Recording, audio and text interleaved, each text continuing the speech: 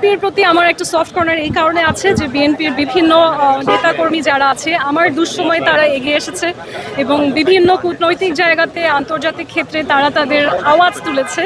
তো সেই জায়গা থেকে আমার কাছে মনে হয়েছে যে একটা নৈতিকভাবে সংযোগ করা সম্ভব এবং এখন যিনি বিএনপির প্রধান, আমাদের দেশের প্রধানমন্ত্রী, তাকে আমার কাছে মনে হচ্ছে খুবই ক্যারিজমেটিক একজন পার্সন এবং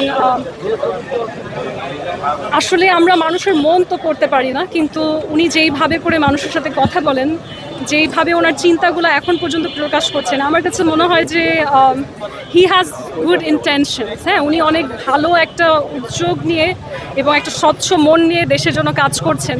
সো আমি চাচ্ছি যে এই ধরনের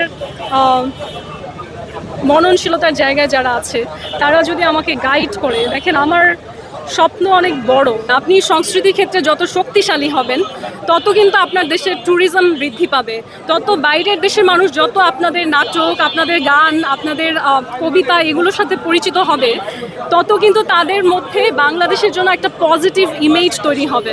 এবং স্পেশালি আমি যেই জায়গাটায় কাজ করি সেটা হচ্ছে ভারতীয়দেরকে যেমন অনেকে চেনে, ভারতীয় নারীরা পৃথিবীর সবচেয়ে সুন্দরী, এটা কিন্তু একটা ব্র্যান্ডিং। এটা সত্যি হোক মিথ্যা হোক, সারা পৃথিবীর মানুষ মনে করে যে আচ্ছা এটা মনে হয় সত্যি।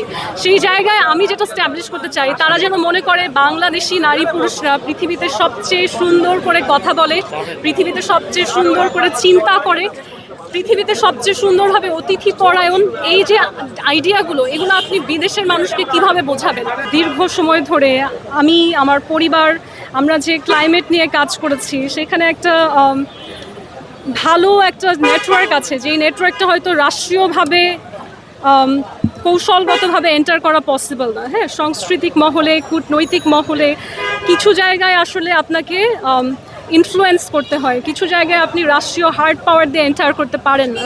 সো আমার সেই জায়গাটা নিয়ে আমি দেশের স্বার্থে কাজ করতে চাই এবং আমার মনে হয় যে এবার যদি সংসদে যাওয়া না হয় তাহলে 5 বছর আসলে এটা নিয়ে আমি রাষ্ট্রীয় উদ্যোগে কাজ করার সুযোগ পাবো না।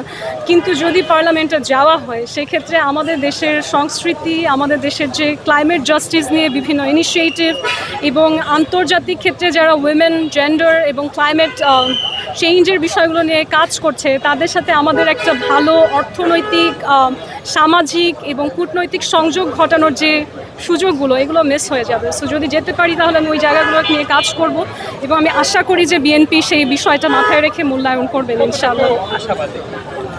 এটা আল্লাহর ওপর, এটা দলের সিদ্ধান্তের ওপর, দলের সিদ্ধান্তকে আমাদের মেনে নিতে হবে।